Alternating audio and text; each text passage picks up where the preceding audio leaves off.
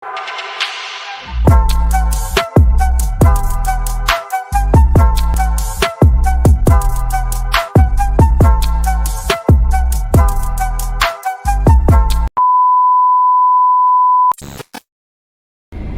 Assalamualaikum YouTube. Jumpa lagi saya Beto dalam video saya yang seterusnya. So, pada korang yang masih baru di dalam channel ini, sila tekan button subscribe dekat bawah dan tekan button loceng untuk notification. Beto dah lama tak buat video. So, this video is for ulasan lah. Nak kata review pun tak review sangat. Just pandangan sebagai seorang penonton kepada movie yang terbaru, dia keluaran daripada negara jiran kita Indonesia, iaitu Pengamadi Setan 2. So first thing yang membuat aku tertarik untuk menonton movie ni adalah sebab pelakon kegemaran aku, itu Ron Parale, yang berada di dalam cerita ni. So personally aku nak cakap, aku tak pandai nak mengkritik ke ataupun nak mengulas sesuatu filem. Memang aku tak ada knowledge tentang dunia perfilman ni, semua aku tak ada.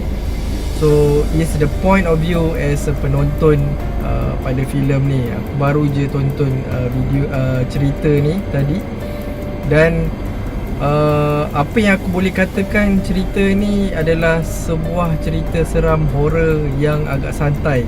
Kalau korang yang harapkan satu cerita yang mempunyai banyak jump scare, yang orang kata seram sangat, aku boleh katakan cerita Pengabdi Setan sequel yang kedua ni, untuk dia punya seram tu kurang dan tak banyak jump scare cerita ni.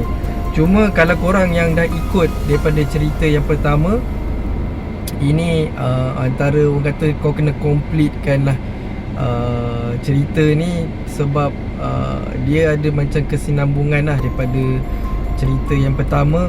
Apakah sebab dia Ron Parale ni buat macam ni? Dia ada buat kalau korang tengok yang cerita yang first, dia buat satu perjanjian dengan setan ni lah.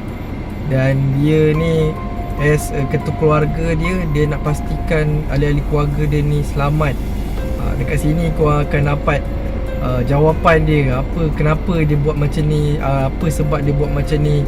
Dan tempat yang diorang tinggal dekat rumah flat tu, aku boleh katakan pada korang yang pernah ataupun sekarang ni tengah duduk dekat rumah flat, korang mesti tahu macam mana suasana duduk kat rumah flat, dengan culture dia kan, berjiran. Dan mungkin antara korang yang duduk satu floor tu tak kenal floor-floor yang lain kan. Mungkin ada orang yang macam tu.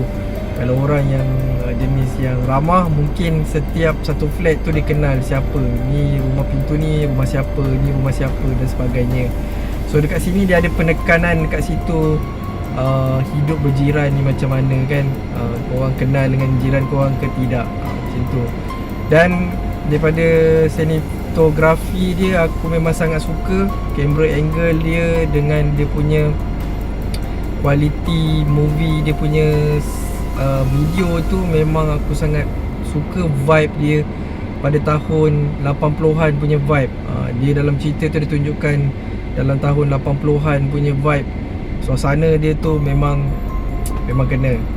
So kelemahan untuk filem ni, aku rasa agak sedikit bosan jalan cerita dia. Macam aku rasa mungkin dia boleh buat penambahbaikan lagi jalan cerita tu untuk bagi macam lagi best sebenarnya.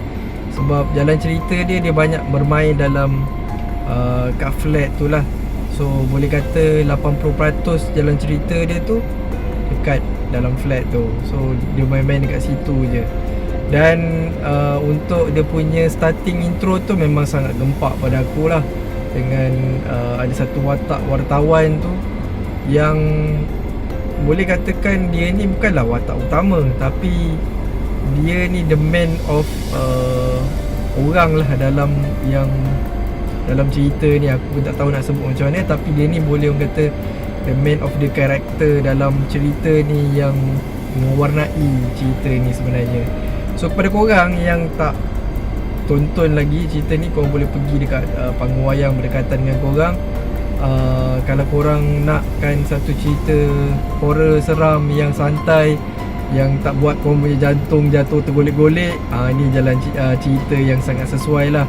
Dia taklah terlalu seram, tapi aku tak tahulah kalau korang yang jenis cepat rasa takut ke kan, mungkin ni boleh jadi satu cerita yang buat kau sampai tak boleh tidur ataupun termimpi-mimpi. Tapi kalau bagi aku personally, peminat cerita horror yang seram ni, aku rasa ini bukanlah satu cerita yang orang kata betul-betul seram ataupun rasa takut lah. So kepada korang yang nak tengok, enjoy. Aku tak nak spoilkan cerita ni. Itu pandangan aku sebagai seorang penonton. So kalau korang yang nak pergi tonton dekat wayang, nak santai, ini cerita dia.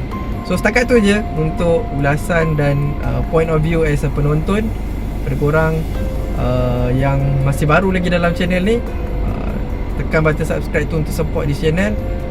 Walaupun dalam channel ni banyak konten-konten tentang bola sepak, selain daripada bola sepak, Vito juga suka melihat ataupun menonton filem-filem yang jenis macam ni lah. Tengok dan cerita dia best je, memang Vito akan pergi.